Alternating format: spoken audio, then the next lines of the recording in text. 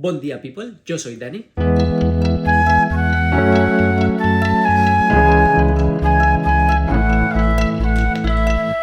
El día de hoy hablaremos de un libro que ha trascendido a su época para convertirse en un clásico y en el perfecto ejemplo de la distopia y la ficción política, con una crítica punzante y vigente al totalitarismo. Y algunos ya estaréis pensando de qué libro se trata, y efectivamente de 1984 de George Orwell. Y acá solo tengo la portada porque el libro físico no lo tengo acá, pero como hay que hacer un thumbnail, entonces aquí lo pongo. Antes de entrar en materia, con el libro vamos a hablar de su autor, George Orwell, que no era su nombre real, realmente él se llamaba Eric Arthur Blair. Nació en 1903 de nacionalidad británico, realmente nació en una India dominada por el Reino Unido en aquel entonces. Es decir, ya desde su nacimiento, el tema político empezaba a sonar por ahí. Desarrolló su trabajo como novelista, periodista y escritor durante toda su vida hasta que murió en 1950, súper joven. Su infancia transcurrió en una clase media alta, que seguramente influyó en sus visiones, porque esta clase es la que, particularmente en esta obra, tiene un papel fundamental en la sociedad. Y es que todo este tiempo en el que vivió, como sabemos, fue un tiempo políticamente convulso, con guerras mundiales, conflictos y políticas internacionales en constante guerra. Que todo esto se va a ver reflejado en varias de sus obras más icónicas, como la que presentó hoy, o algunas otras como Animal en la Granja, que también muy recomendada.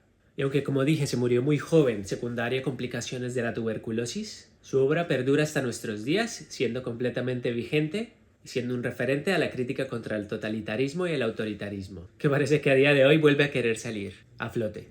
Entonces, sin más detalles, vamos a entrar al libro. 1984. Este libro fue publicado en 1949, un año antes de que el autor se muriera, cuando el conflicto de la Segunda Guerra Mundial había finalizado y empezaban a verse otros regímenes en el mundo tomando el control. Y para poner en breve contexto de qué va esta obra y hacer un breve resumen, el libro sucede, adivinen en qué año, después de varias guerras en un mundo distópico y en un país que él denomina Airstrip One, que correspondería a lo que es Gran Bretaña.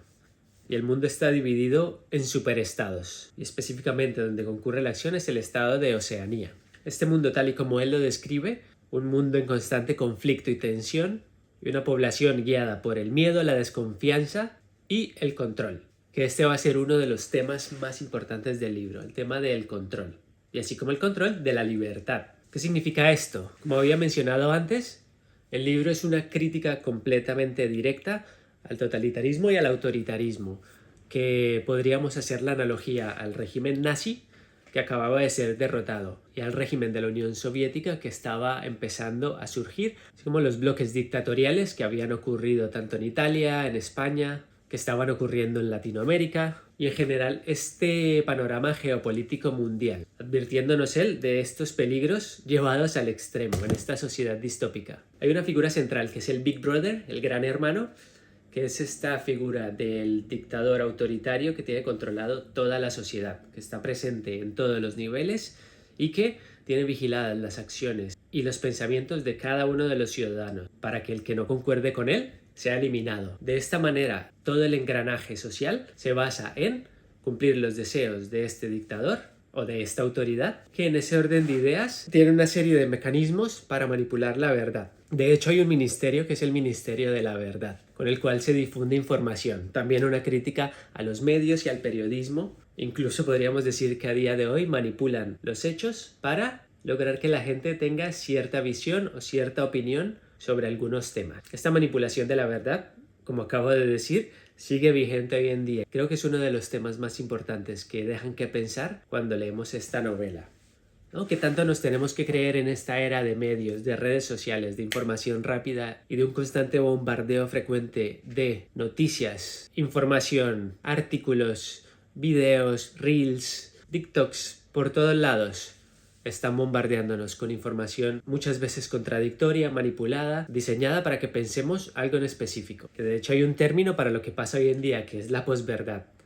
Este momento de la historia donde no hay una verdad absoluta, donde todo es líquido, como lo decía Bauman. Incluso la verdad es líquida. Pues esto ya lo escribía Orwell aquí. Y de la mano de esta verdad manipulada está la educación, en el libro lo mencionan claramente, la forma en que se cuenta la historia, no es lo mismo la historia que vemos en algún país de Latinoamérica que la historia que se ve en un país europeo. No es el mismo discurso ni es la misma historia, cómo esa manipulación puede crear mentalidades sociales. En el caso latinoamericano, por ejemplo, de inferioridad o de colonialismo, que cuesta mucho de sacarse de la cabeza. Temas como la privacidad, que en ese entonces ya empezaba a verse comprometida con el avance de la tecnología. En ese entonces, tanto con los controles de telefonía como controles de carta, de telégrafos, a día de hoy podríamos decir que podríamos estar completamente vigilados a través de nuestros móviles, que de hecho el audio constante, los mails, las llamadas, todo lo que hacemos pasa por algún filtro. Pues esta crítica a la privacidad y a lo que puede llegar a ser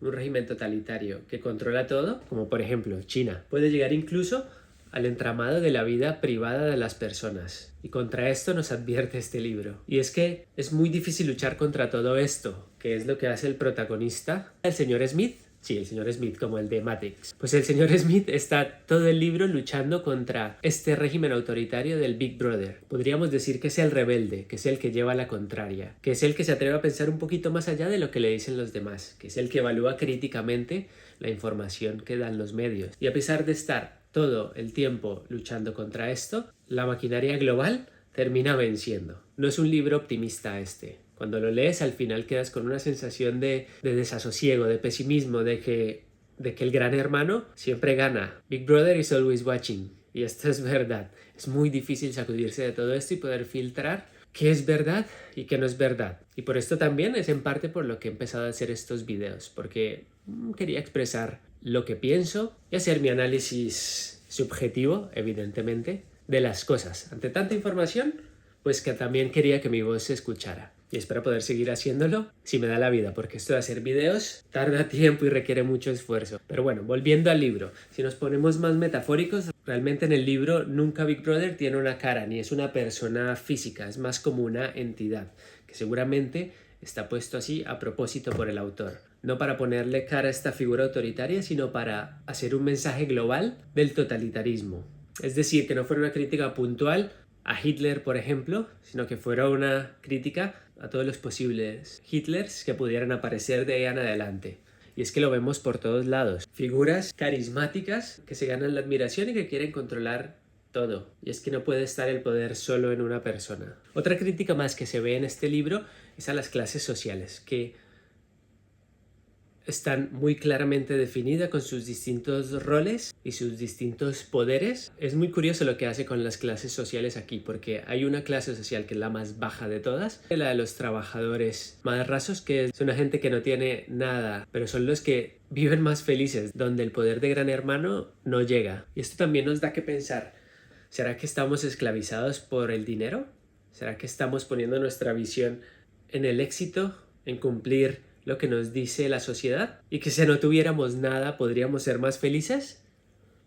De hecho es lo que dicen varios de los autores que he revisado. Y os dejaré por aquí la revisión de Marco Aurelio que nos invita a pensar esto mismo. Pero esa es una cosa que me pareció súper interesante del libro, cómo la gente sin dinero estaba libre de la opresión. Y luego un punto más que también me llega a mí personalmente, por ejemplo, es que dentro de las clases opresoras había científicos, había gente de ciencia, que creo yo también nos deja un mensaje importante, que la ciencia no lo es todo y que la ciencia no tiene todas las respuestas, y que incluso algo bueno como es el progreso científico puede ser usado para malos propósitos, que la historia lo ha demostrado una y otra vez. Cuidado con el trabajo que haces como académico, porque puede tener un impacto negativo.